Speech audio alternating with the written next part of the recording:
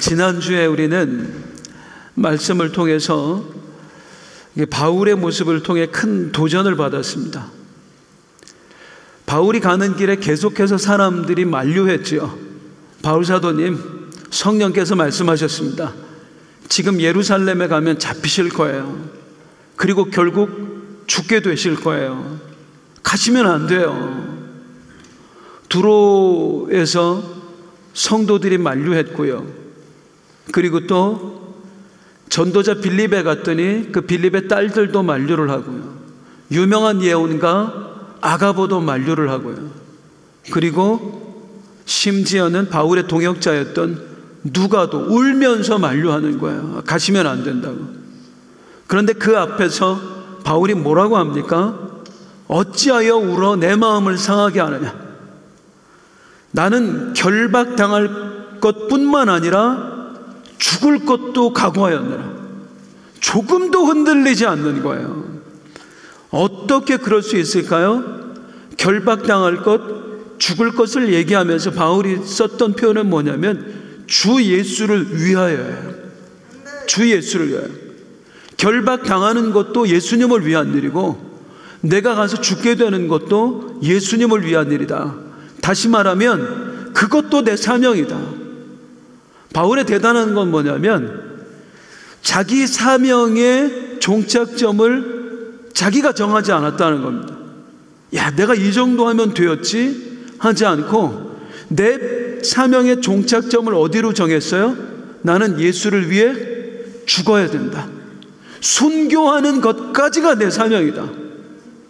순교까지가 내 사명이다라고 생각을 하니까 원망하지 않는 거예요. 하나님, 내가 그렇게 주님을 위해 헌신했는데 고작 나에게 보상이 이것입니까? 원망하지 않아요. 왜? 다시 말하지만 내 사명은 어디까지니까? 예수님을 위해서 죽는 것까지니까. 그렇게 믿고 가니까 조금도 흔들리지 않는 거예요. 내 신앙이 흔들리고 있다면 어떤 일들 앞에서 어떤 문제를 만나고 어려움을 만났을 때 만약에 내 신앙이 흔들린다면 내 스스로에게 한번 물어보세요. 너는 사명을 어디까지라고 생각했니? 어디까지가 네 사명이라고 생각했기에 지금 당하는 일 앞에서 네가 주님을 원망하고 있니? 라고 한번 물어봤으면 좋겠습니다.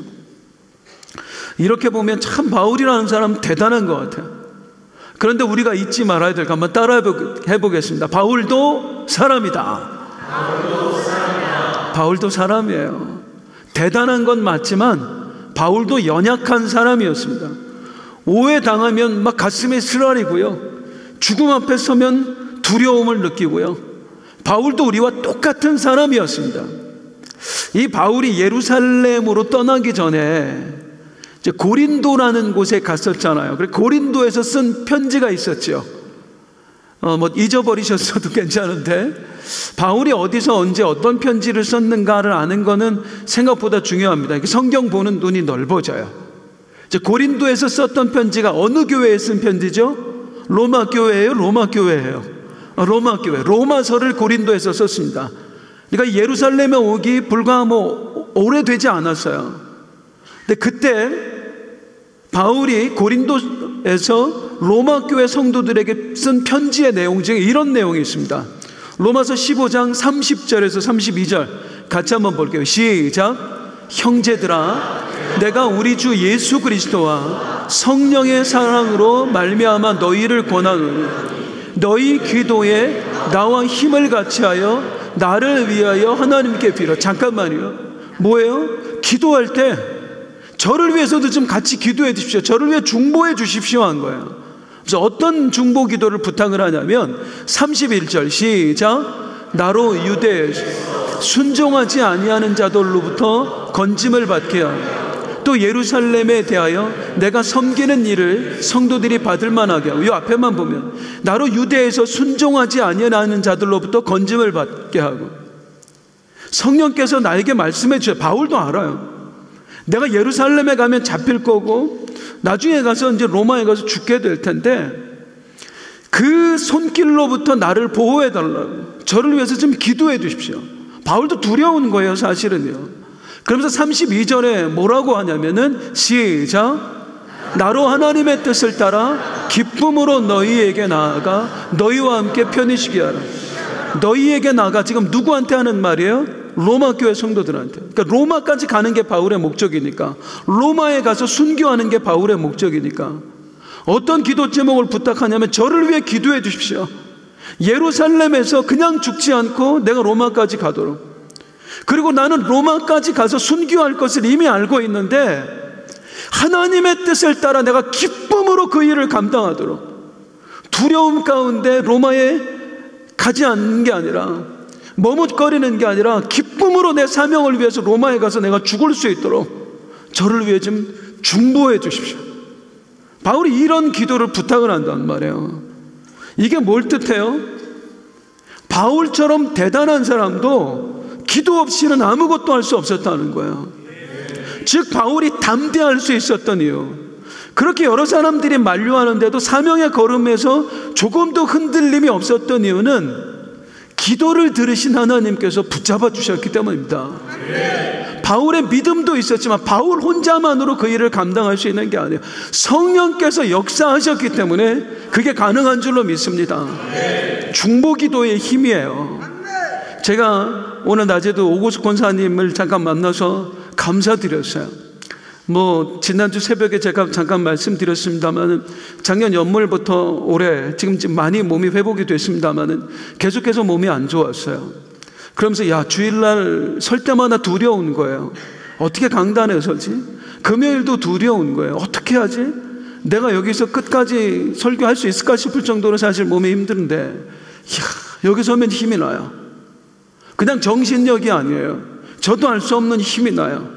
그때마다 내가 느끼는 게 뭐냐면 그 중보기도의 힘을 느끼는 거예요. 주일마다 그 설교 시간에 기도하시는 권사님들의 숫자가 매주 늘고 있대요. 그래서 그분들이 함께 기도해주고 우리 성도님들이 매일 또 저를 위해서 기도해주는 그 힘을 느껴요.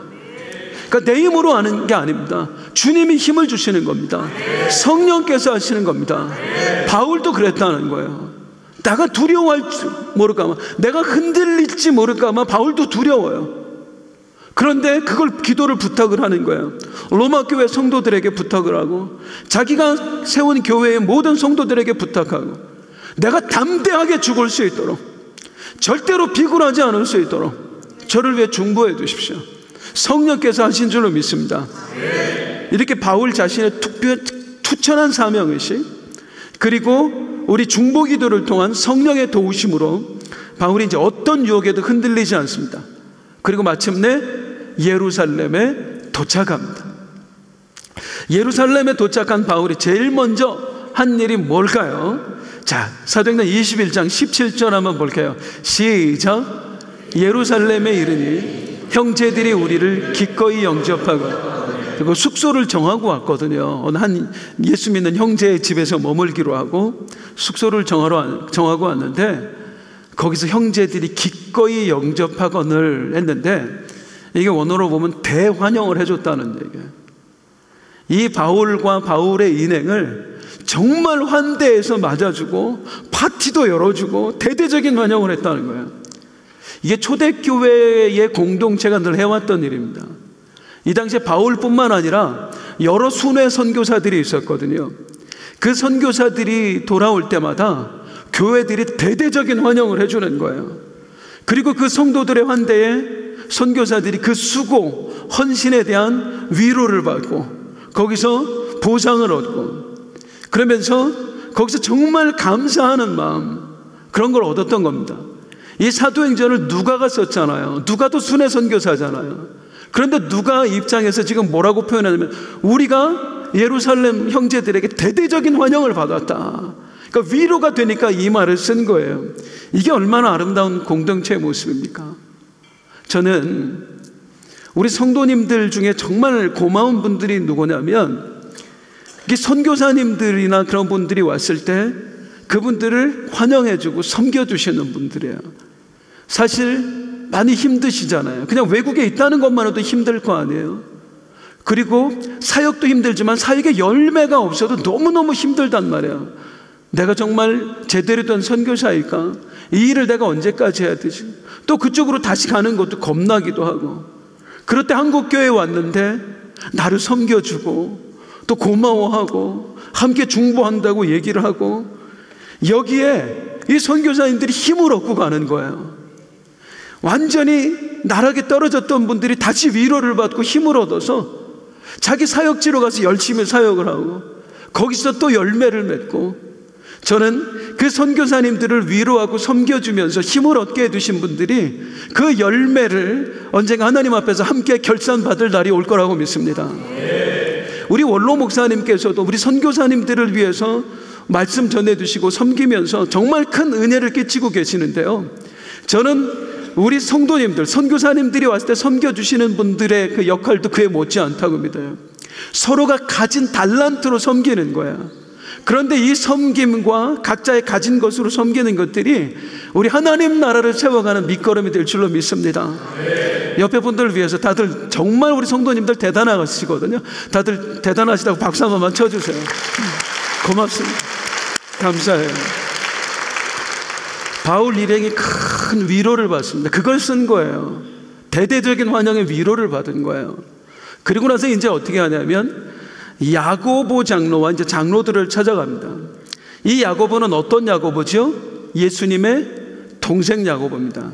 초대교회 예루살렘 교회의 최고 지도자는 베드로와 그리고 예수님 동생 야고보였습니다. 그리고 거기에 찾아가서 문안 인사를 하고 장시간에 걸쳐서 이제 선교 보고를 하는 거예요. 뭐 1차, 2차, 3차. 우리가 지금 바울의 선교 여행만 거의 1년 동안 봤잖아요. 할 말이 얼마나 많겠어요. 그런데 바울이 자기 선교 보고를 자기가 했던 일들을 하면서 뭐라고 하냐면 그 핵심 내용을 한번 볼게요. 참 19절입니다. 19절 시작. 바울이 문안하고 하나님이 자기의 사역으로 말미암아 이방 가운데서 하신 일을 낱낱이만 따라하겠습니다. 하나님이 하신 일. 누가 하셨습니다? 하나님이 하셨습니다. 내 얘기 안 해요. 하나님이 하셨다고 말해요. 우리가 그동안 계속해서 살펴봤지만 바울이 얼마나 애썼습니까? 맞은 게 몇 번이고요, 죽을 뻔했던 게 몇 번이고요. 그런데 바울은 자기가 고생한 이야기 하지 않아요. 다 누가 하셨다고 말해요? 하나님이 하신 일입니다. 하나님이 하신 일입니다. 저는 이게 바울이 가진 최고의 능력이라고 믿습니다. 바울은 능력의 사도였어요. 병든 자를 치유하고 귀신을 쫓아내고 그리고 또 심지어는 죽은 사람도 살려냈었어요. 그런데 바울이 가진 능력보다, 그 어떤 능력보다 대단한 능력은 오직 모든 영광 하나님께. 모든 영광 하나님께. 처음부터 끝까지잖아요. 옛날에는 안 그랬다가 지금 와서 하나님께도 아니고, 옛날에는 하나님께 했다 지금 와서는 내가 하는 게 아니라 한결같이 처음부터 오직 하나님께 영광. 그리스도인들에게 이보다 더 큰 능력이 있을까요? 우리가 뭔가를 시작할 때에 참 주님께 영광, 이 마음으로 시작하기는 쉽습니다. 사실 그런 분들도 굉장히 많아요. 바울처럼 선교를 할 때, 아니면 목회를 할 때 주님께 영광, 사업장을 열 때도 주님께 영광. 진짜 많은 분들이 그렇게 말씀하세요. 사업장 이제 개업 예배 가면 주님께 영광 돌리는 사업장이 되게 해주세요 라는 기도 제목 쓰고 헌금 봉투 거의 80-90%는 그렇게 내는 것 같아요.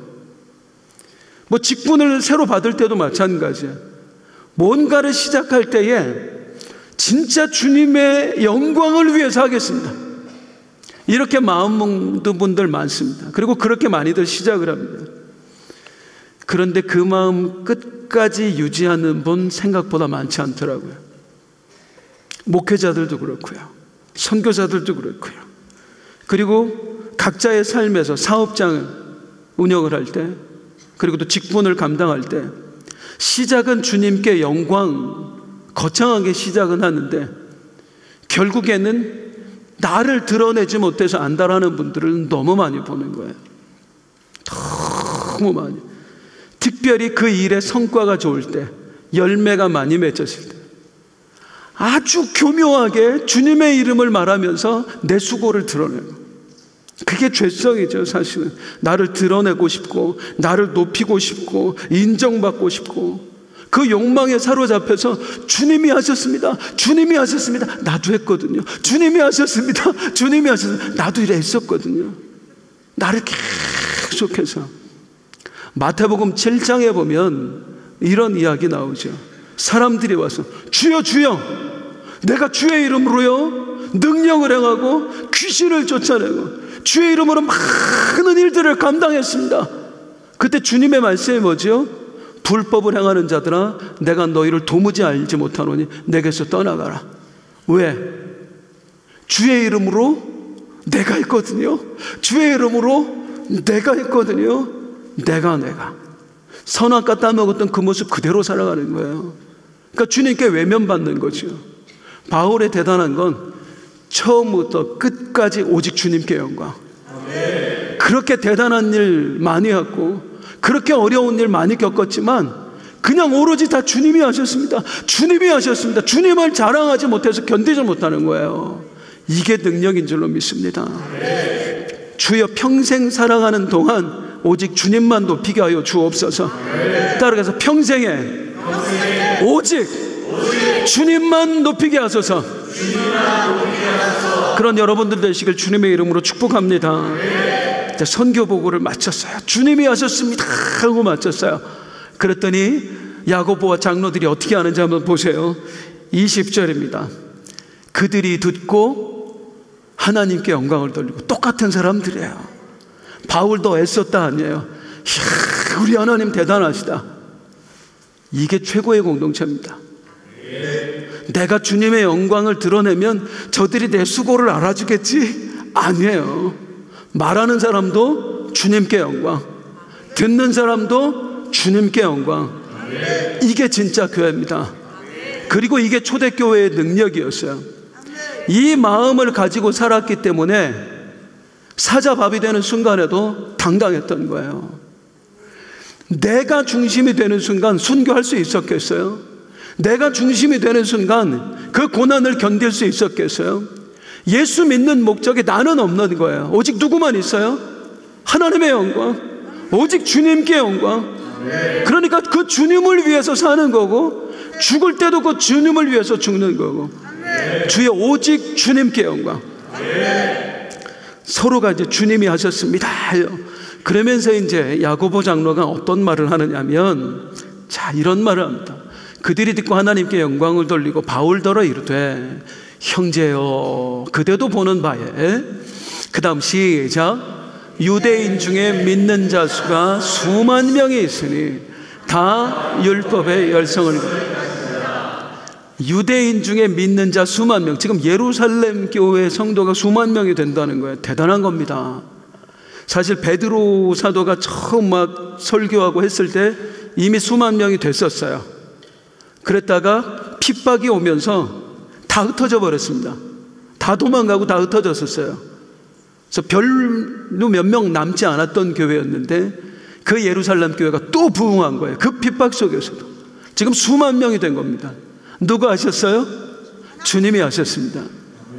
그런데 그 다음에 뭔가를 이 야고보 장로가 한마디 덧붙이는데, 다 율법의 열성을 가진 자라. 뭔가 좀 쎄한 느낌이 들지 않으세요? 다 율법의 열성을 가진 자라. 야고보 장로가 타협안을 제시를 합니다. 바울에게. 이제 뭐라고 하냐면, 이제 설명을 계속 그래서 하는데 21절, 22절 같이 한번 읽어볼게요. 시작. 네가 이방에 있는 모든 유대인들 가르치되 또 관습을 지키지 말라 한 다음을 그들이 들었도다. 그러면 어찌하여? 들으리. 바울 선생도 알다시피 지금 우리 예루살렘 교회에 수만 명의 유대인 신자들이 있습니다. 그런데 그들이 유대교에서 기독교로 개종은 했지만 아직도 저들은 율법을 자기 목숨처럼 신봉을 하고 있는 사람들입니다. 그런 저들이 선생에 대한 잘못된 소문을 듣고 지금 선생을 오해하고 있습니다. 어떤 소문을 들었어요?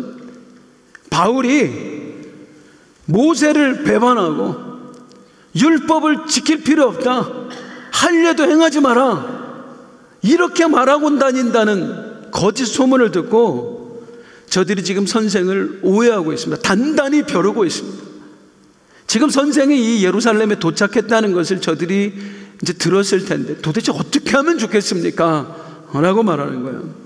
자, 먼저 함께 생각해 봐야 될 건, 이 사람들이 바울의 소문을 어떻게 들었을까요?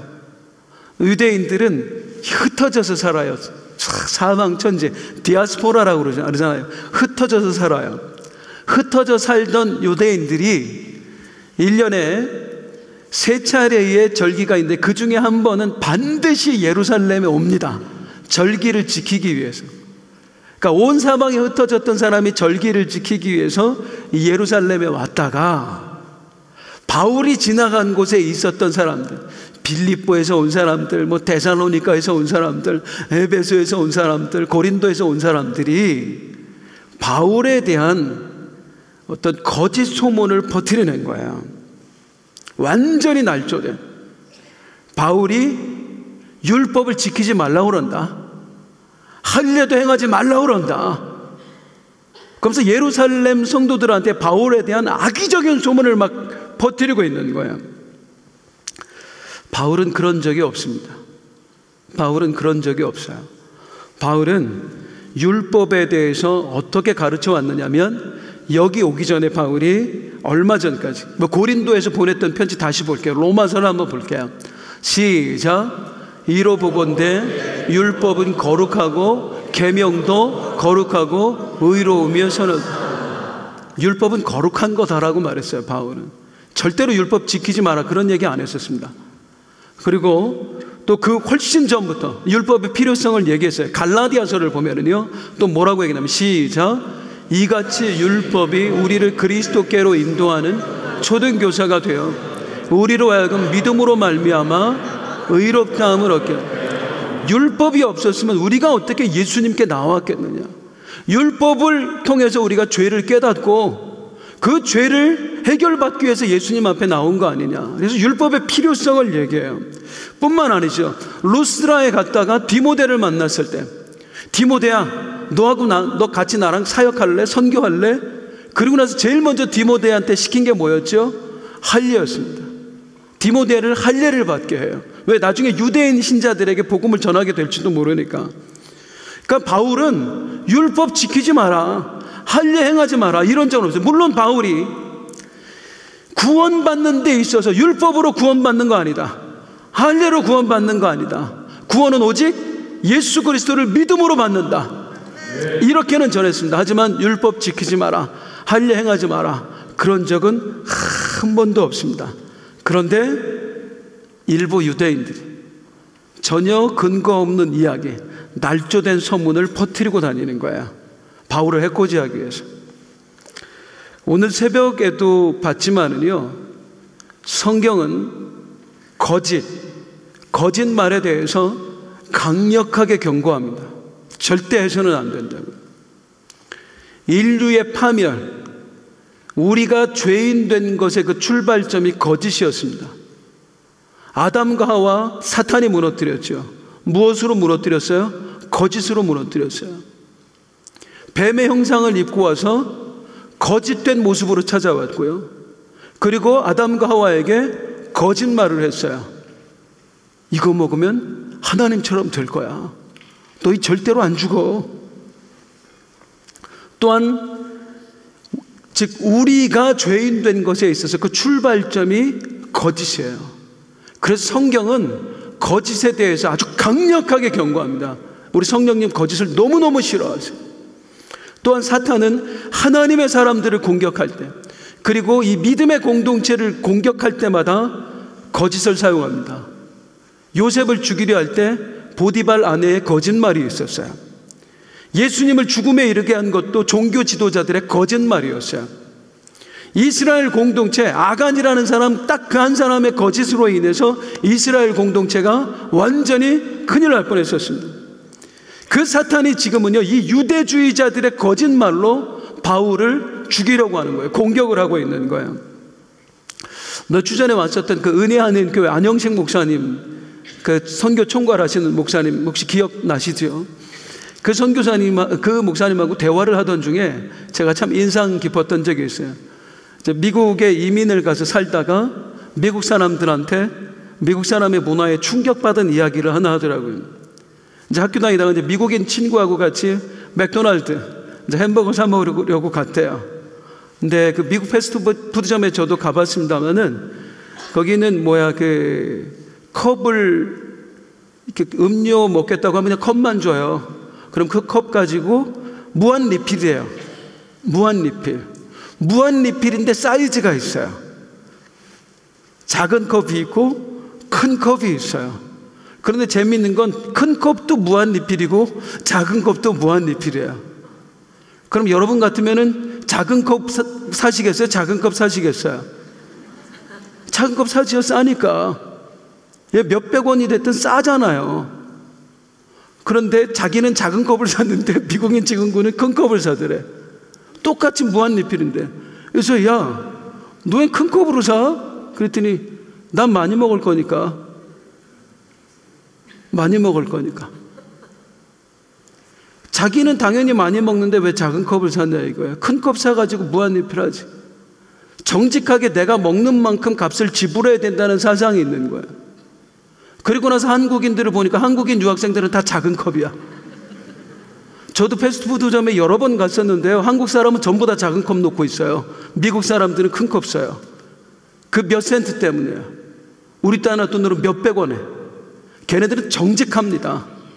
그냥 스스로에게 정직한 거예요. 이게 미국인의 힘이에요. 그리고 그게 뭐냐면 기독교인들이 남겨놓은 자산이에요. 기독교인들은 원래 정직합니다.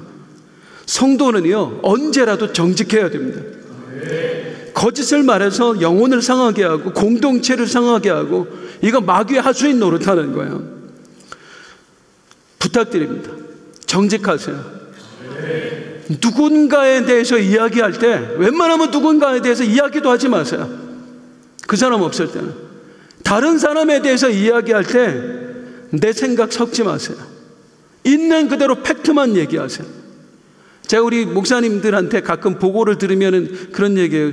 요즘 그분 안 보이시는데 왜 안 보이시냐고 그러니까 아무래도 지난번에 어떤 일이 있었는데 삐쳐서 그런 것 같다고, 그렇게 뭐 시험 들어서 그런 것 같다고. 그러면은 그분한테 직접 들었어요? 삐친 거 확실해요? 시험 들은 거 확실해요? 아니 그런 거 같아요. 그런 거 같은 건 얘기하지 말라고. 팩트만 얘기하라고. 있었던 얘기만 하면 내가 알아서 판단할 테니까 있었던 얘기만 하라고. 내 생각 집어넣지 말고 있는 그대로만 말하세요. 그리고 모르면 모른다고 솔직하게 말하세요. 모르는데 아는 것처럼 얘기하지 마세요.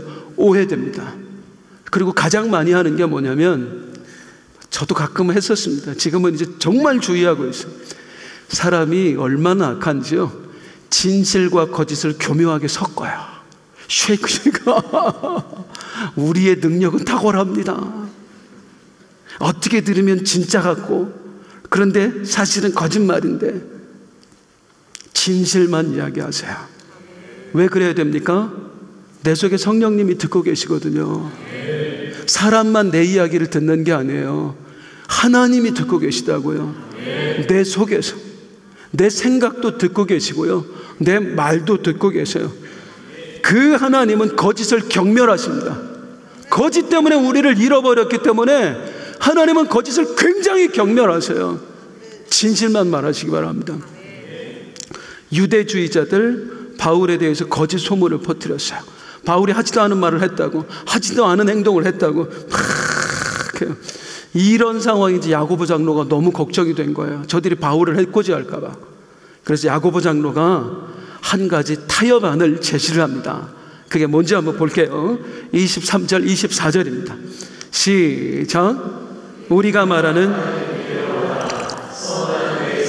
우리에게 있으니 그들을 데리고 함께 결례를 행하고 그들을 위하여 비용을 내어 머리를 깎게 하라.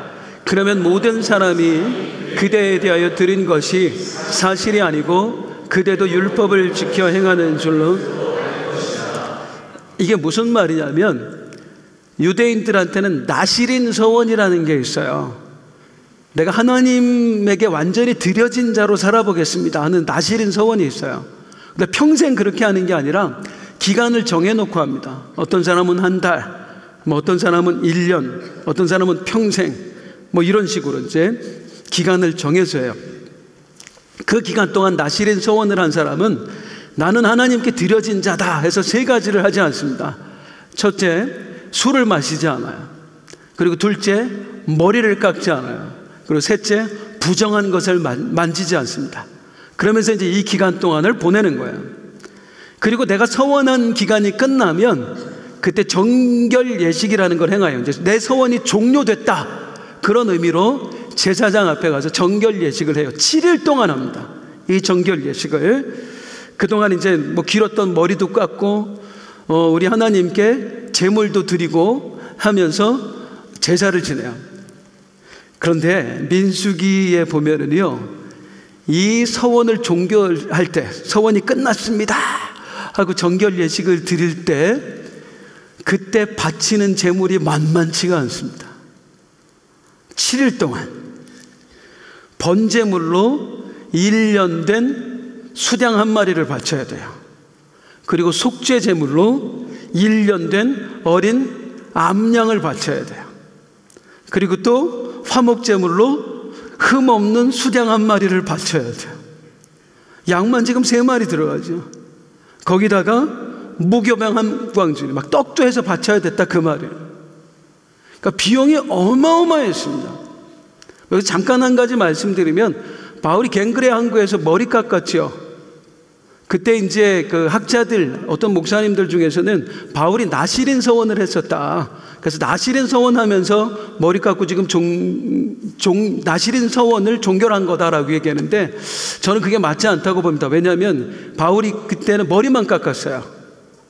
제물 바치지는 않았잖아요. 나시린 서원을 종결할 때는 반드시 제물을 바쳐야 되거든요. 그래서 바울은 나시린 서원을 종결한 게 아니고 자기가 하나님 앞에 개인적으로 서원했던 거, 말씀드렸습니다만은 나는 유대인들한테는 절대로 이제 다시 복음 안전하겠습니다. 하여튼 서원을 종료한 거였어요. 어쨌든 그렇고요. 이렇게 많은 제물을 바치면서 나시린 그 기간을 종료해야 됐기 때문에 돈이 엄청나게 들어가잖아요. 돈 없는 사람들이 이 나시린으로 드려진 기간이 끝났는데도 정결 예식을 행하지 못하는 거예요. 결례를 행하지 못하는 거예요. 그래서 유대인들 중에는 아주 신실한 사람들이 그들의 비용을 대신 내줬어요. 그래서 유대인 사회에서는 나시린 서원을 한 가난한 사람을 위해서 대신 비용을 내주는 사람을 당신 진짜 율법의 최고봉이다, 당신이야말로 율법을 사랑하는 사람이다, 이렇게 인정을 해줬어요. 그거 하라는 거예요, 야고보 장로가. 유대인들이 당신을 오해하고 있으니까, 율법을 무시한다고, 율법 지키지 말라고 하면서 다닌다고 오해하고 있으니까 이참에 차라리 좀 보여줍시다. 4명이나 되는데 그 4명의 비용을 당신이 다 대십시오. 그리고 당신 나시린 아니었지만 나시린 서원을 가서 결례를 같이 행하십시오. 그러면서 유대인들, 당신을 오해하고 있는 사람들한테 아니라고, 나도 율법을 사랑한다고, 존중한다고, 이걸 좀 보여주십시오 한 거예요. 자, 이제 문제는 바울이죠. 바울입니다. 이 타협 안에 바울이 어떻게 반응했을까 하는 겁니다. 제가 2주 전에 이 사도행전 강의를 하면서 농담 반 진담 반으로 그런 말씀 드렸어요. 바울한테는 3가지가 없었다고. 처음에 뭐가 없었어요? 머리숱이 없었어요. 바울이 나중에 가면 대머리입니다. 처음에는 안 그랬는데, 갱그레 항구에서 머리 깎을 때마다 깎을 게 있었는데 바울이 머리숱이 없었어요. 두 번째, 바울은 뭐가 없었다고 그랬어요? 여기까지가 없었다. 이만하면 됐지. 그게 바울에게는 없었어요. 내가 하나님을 위해서 뭘 할까, 더. 마지막 3번째, 바울에게 뭐가 없었다고요? 타협이 없었습니다. 바울은 성격상 타협이 안 되는 사람이에요. 내가 옳다고 믿는 거에 있어서 내 신념을 절대로 꺾지 않는 사람. 그 신념 때문에 바울은 평생의 은인이라고 해서 바나바하고도 싸우고 헤어지잖아요. 그리고 초대교회 최고 지도자인 막 베드로하고도 막 한바탕하고. 바울은 그런 사람이었어요. 내가 옳다고 믿는 것 절대로 신념을 꺾지 않는 사람. 일체 타협이라고는 없는 사람. 심지어 죽음 앞에서도 타협이 없잖아요. 예루살렘에 가면 죽습니다 하는데 나는 예수를 위해서 결박당하고 예수를 위해서 죽기도 각오했다. 나 말리지 마라. 나는 죽음 앞에서도 타협이 없다. 그랬던 바울이에요. 그런데 바울한테 지금 야고보 장로가 타협안을 제시하는 거예요. 한번 해봅시다.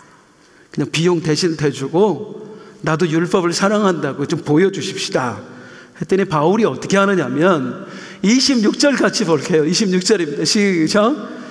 바울이 이 사람들을 데리고 그들과 함께 결례를 행하고 성전에 들어가서 각 사람을 위하여 제사 드릴 때까지의 결례 기간이 만기된 것입니다. 아주 흔쾌히 그걸 받아들이고 그 비용을 대신 내주는 거예요. 그 타협안을 그냥 받아들인 거예요. 수용한 거예요. 이거 어떻게 이해해야 됩니까? 바울이. 바울도 별 수 없구나. 난 죽어도 좋다 했더니만은 막상 죽을 상황이 되니까 목숨을 위해서 별짓 다 하는구나. 실제로 그렇게 해석하는 신학자들 많이 있습니다. 그래서 이 바울이 여기서 실패했다고 이야기를 해요. 정말로 그럴까요? 그 다음까지 봐야 되거든요. 바울은 그 다음을 보면 정말로 목숨도 아까워하지 않아요. 전혀 죽음도 두려워하지 않습니다. 예수를 위해서 난 죽고 싶다 그래요. 그럼 왜 이렇게 비겁하게 타협하지요? 바울의 유일한 목표가 있었어요. 유일한 바울의 목표. 내가 달려갈 길과 주 예수께 받은 사명, 곧 하나님의 은혜의 복음을 증언하는 일을 마치려 하면은 내 생명조차 조금도 귀한 것으로 여기지 아니하더라. 바울의 유일한 인생의 목표는 뭐냐면 우리 주님의 복음 땅끝까지 전하는 거. 이 일을 위해서라면 뭐든지 하는 게 바울이에요. 죄가 되지 않는다는 모든 죄요. 어떤 짓이라도. 그 각오를 나타내는 게 고린도전서 말씀이잖아요. 에베소에서 쓴 편지잖아요. 에베소에서 3차 선교여행 때 사역할 때 뭐라고 합니까? 고린도 편지에서 고린도전서 9장 19절에서 21절 시작. 내가 모든 사람에게 자유로운 스스로 모든 사람에게 종이 된 것은 더 많은 사람을 얻고자 하니 유대인들에게 내가 유대인과 같이 된 것은 유대인들을 얻고자 하며 율법 아래에 있는 자들에게는 내가 율법 아래에 있지 아니하. 율법 아래에 있는 자같이 된 것은 율법 아래에 있는 자들을 얻고자 하며 시작. 율법 없는 자에게 하나님께는 율법 없는 자가 아니라 도리어 그리스도의 율법 아래에 있는 자이다. 율법 없는 자와 같이 된 것은 율법 없는 자들을 얻고자 하며. 나는 사실 그렇게 믿는다. 율법을 지켜서 구원받는 게 아니라 물론 우리는 율법을 지켜야 된다. 하지만 구원은 오직 예수 그리스도를 믿음으로만 받는다. 난 율법에 매이지 않는다. 하지만 내가 율법을 신봉하는 사람을 단 한 사람이라도 구원하기 위해서라면 나는 그 사람들 앞에서 내가 얼마나 율법을 내가 신봉하는지를 보여주고 싶다. 내가 율법의 메인 자처럼이라도 삶이라 살아서 단 한 사람이라도 나는 더 구원해서 우리 예수님을 기쁘게 해드리고 싶다. 이게 바울이었어요. 인생의 목표 자체가 그거였어요. 오직 주님을 위해서 그 복음을 땅끝까지 전하고 단 한 명이라도 더 구원해서 우리 주님께 바치는 거, 드리는 거. 이 목표를 딱 정하고 그것을 위해서 뭐든지 하는 거예요. 죄가 되지 않는 뭐든지 하는 거예요. 이게 대단한 게요, 성도님들, 별거 아닌 것 같지만 유별나게 신념이 강한 사람들, 그 강한 사람들이 자기 신념을 꺾는다는 것은 절대로 쉬운 일 아닙니다. 신념이 강한 사람들이 자기 신념을 꺾는 거는요, 어쩌면 죽는 것보다 더 힘들어요. 차라리 죽고 말지. 내 신념을 꺾는다? 그런데 바울은 괜찮아요. 뭐 내 체면이야 어찌 됐든 뭐 신학자들도 오해할 정도니 얼마나 많은 사람들이 바울을 오해했겠어요. 바울이 그 결례를 비용을 대신 대줬을 때 바울도 별 수 없구만, 지 목숨 살려고 별짓 다 하는구만, 이런 오해 얼마든지 받을 수 있잖아요. 그런데 그 비난 괜찮은 거예요. 내가 예수님을 위해서 단 한 명이라도 구원해낼 수 있다면 그깟 비난쯤이야, 그깟 오물 좀 뒤집어 쓰는 거야. 난 아무렇지도 않아. 내 신념이 뭐가 중요하다고. 어쩌면 이런 바울의 모습이요, 저는 예수님을 위해서 죽는 것보다 어떤 면에서 더 멋져 보여요. 자존심 꺾는 거 쉽지 않습니다. 남자는 자존심이거든요. 남자 자존심이에요. 제가 처음에 신혼 때 제 아내가 집에 못을 하나 박으라고 하는데 전 못을 잘 못 박아요. 못 박다가 손을 한번 친 일이 있어가지고 이게 두려워요, 저는. 그래서 못 박는 걸 못했더니 옆에서 남자가 못도 하나 못 박는다고 이리 놔보라고. 그랬더니 자기가 못을 박더라고요. 아, 자존심이. 저는 그 뒤로 30몇 년째 못을 한 번도 박은 적이 없습니다. 절대로 아내 앞에서 못 박는 걸 보여주지 않습니다. 이게 남자의 자존심이에요. 자존심에 죽고 사는 게 남자들 자존심 건들지 마세요. 우리 여성분들 부탁드립니다. 바울이요, 자존심 하나로 사는 사람이에요. 자존심이야. 얼마나 신념이 강한 사람인지. 아무도 가서 베드로한테 이쁜 끝도 못해요. 베드로, 누가 가면 베드로 사도한테 내가 옳다고 믿으면 베드로하고도 싸워요. 그게 바울이었어요. 그런데 복음 앞에서, 사명 앞에서 내 자존심을 꺾는 거예요. 내 자존심쯤이야. 이게 진짜 남자다움입니다. 삐쳐갖고 못 안 박는 게 남자다운 게 아니고요, 이게 남자다움이에요. 그리고 이게 성도다운 겁니다. 예수를 위해서 자존심이 어디 있어요? 예수를 위해서 내 신념이 어디 있어요? 예수를 위해서 내 고집이 어디 있어요? 예수님은 나를 위해서 목숨도 내어주셨는데, 오늘 이 말씀 앞에 우리는 어떤 교훈을 얻어야 될까요? 기도하면서, 주님, 이 말씀을 통해서, 이제 바울의 이야기는 여기서 그치고, 이걸 통해서 내가 어떤 교훈을 받아야 될까요? 우리 성도님들과 어떤 걸 나눠야 될까요? 신앙생활 하다 보면 공동체 안에서 오해받는 상황이 정말 많이 생기더라고요. 오해받는 상황. 내가 하지도 않은 말 내가 했다고, 내가 하지도 않은 일 내가 했다고. 저도 참 많은 오해를 받았었어요. 그게 사실인 것처럼 막 헛소문이 퍼지고, 그리고 어떤 사람하고 갈등이 생겼는데 분명히 그 사람이 잘못했는데 마치 내가 잘못한 것처럼 되어버린 상황을 맞이할 때가 우리 참으로 많습니다. 이런 일을 만약에 남이 당하면 얼마나 힘들까. 내가 당하면 차라리 죽는 게 낫겠더라고요. 진짜 괴롭더라고요. 그 오해와 갈등 속에서 하지도 않은 일, 하지도 않은 말 때문에 공격을 받으면요, 진짜 죽고 싶어요. 너무너무 힘들어서요. 그때 어떻게 하느냐. 어떤 사람은 적극적으로 오해를 풀어요. 난 잘못한 게 없고 저 자식이 잘못했습니다. 제가 이렇게 했습니다. 적극적으로 변호하고 해명하고 다니는 사람이 있어요. 또 어떤 사람이 있냐면 아예 가서 그냥 대놓고 싸워. 내가 그 말 했냐? 네가 잘못했잖아. 그 대놓고 싸우는 사람이 있어요. 그런데 이런 사람보다는 사실 어떤 사람이 많냐면 아무것도 못하는 사람, 아무것도 못하고 있다가 벙어리 냉가슴 앓다가 조용히 교회 떠나는 사람도 상당히 많습니다. 공동체 굉장히 조심해야 돼요. 그래, 거짓말 조심해야 되는 거예요. 그마저도 힘든 사람, 이 공동체를 차마 떠날 수 없는 사람들 어떻게 하는가 봤더니 교회에서 투명인간 되더라고요. 모임에 못 나와요. 예배 드려도 맨 뒷자리에 사람 안 만나고 그냥 가고. 사람 만나는 게 너무 힘들고 싫어서. 이렇게 누군가에게 오해를 받는다는 거 정말 억울하고 힘든 일입니다. 그럴 때 과연 우리는 어떻게 해야 될까요, 성도님들? 오늘 바울의 모습을 보면서 한번 생각해 보자는 말이에요. 정말 공동체 안에서 오해를 받을 때 우리는 어떻게 해야 될까요? 오늘 바울의 이야기가 우리에게 주는 교훈은 뭐냐면 더 큰 게 있지 않냐. 네 오해를 풀어야 되는 것보다 너에게는 더 큰 일이 있지 않냐. 더 중요한 일이 있지 않냐. 더 큰 사명이 있지 않냐.